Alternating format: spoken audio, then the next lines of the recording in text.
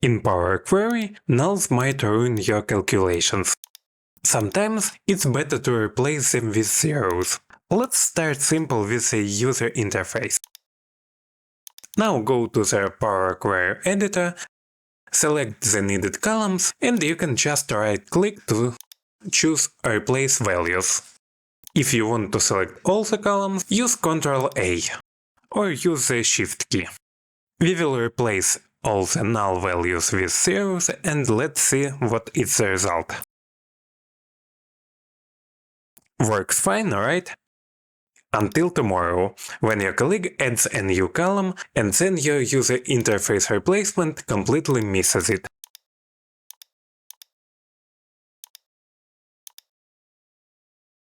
If any column name is changed, it will even break.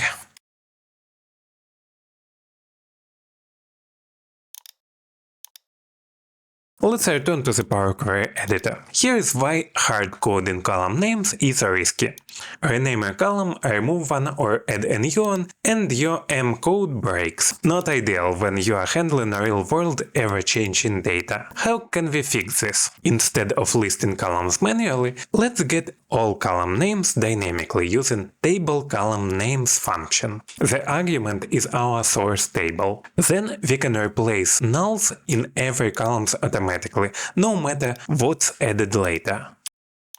Your query won't break and your data preparation is clean and repeatable, exactly what an analyst wants.